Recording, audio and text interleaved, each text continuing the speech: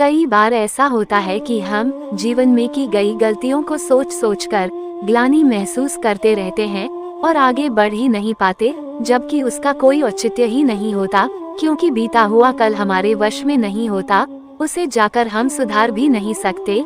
ये भगवान बुद्धा की कहानी हमें जीवन में आगे बढ़ने की सीख देती है। आइए सुने।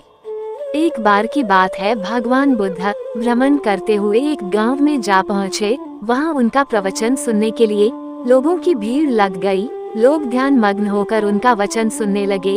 भगवान बुद्ध उन्हें सहनशीलता और क्षमाशीलता का उपदेश दे रहे थे।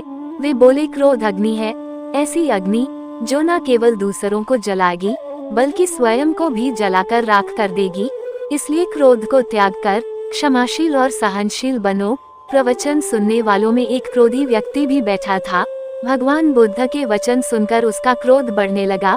वो उठ खड़ा हुआ और कर्कश स्वर में बोला, इतना पाखंडी भिक्षुक मैंने आज तक नहीं देखा।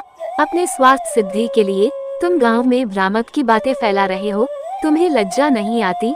भगवान बुद्ध ने उसके कटु वचन सुने, किंतु कोई प्रतिक्रिया नहीं दी। वे उतने ही शांत चित्त दिखाई दे रहे थे जितना पहले थे।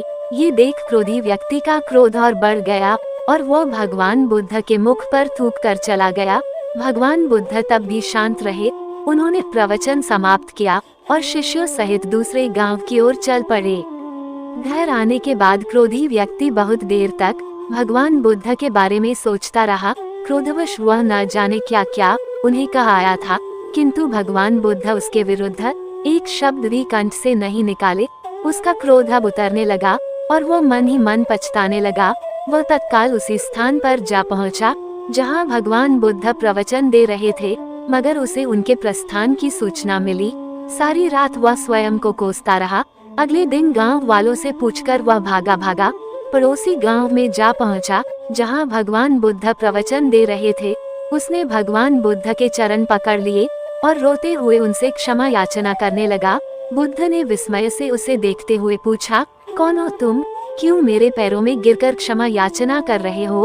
उठ जाओ। उस व्यक्ति को भगवान बुद्ध के मुख पर परिचय के कोई भाव दिखाई न पड़े। वह बोला, गुरुवर, आपने मुझको पहचाना नहीं। मैं वही व्यक्ति हूँ जिसने कल आपके साथ दुर्व्यवहार किया था। मैं आपसे क्षमा मांगने आया हूँ। भगवान बुद्ध ने शांति भाव से कहा, बंधु, जिस कल की तुम बात कर रहे हो वो बीत चुका है। मैं उस कल की सारी घटनाएं और बातें छोड़कर आगे बढ़ चुका हूँ। अब मैं वर्तमान में हूँ। तुम क्यों उस कल में ठहरे हुए हो? तुमने कल जो किया उसका पश्चाताप तुम कर चुके हो। तुम्हारा हृदय शुद्ध हो चुका है। अब उन बातों को वहीं छोड़कर वर्तमान में आ जाओ और अच्छे कर्म करते हुए अपना वर्तमान सुधारो। क्यों बीती हुई बातों को स्मरण करके अपना वर्तमान समय नष्ट कर रहे हो? भगवान बुद्ध की बातें सुनकर उस व्यक्ति के आंखों से अश्रु धारा बहने लगी। उनका नमन करते हुए वह बोला, गुरुवर, अब मैं क्रोध को त्याग कर प्रेम और करुणा के जीवन में समावेश करूंगा। अपने कर्मों से जीवन को बेहतर बनाऊंगा ताकि जीवन में मुझे किसी बात का पश्चाताप न रहे। कहानी से मिली सीख। दोस्तों, प्रायः जीवन में की गई त्रुटियों को हृदय में रखकर हम आजीवन उस ग्लानि रूपी बोझ को ढोते रहते हैं और पछतावे की आग में जलते रहते हैं। जो त्रुटि हो गई उसे अब सुधारा नहीं जा सकता, इसलिए उसे पुनः न दोहराने के संकल्प के साथ हमें जीवन में आगे बढ़ जाना चाहिए।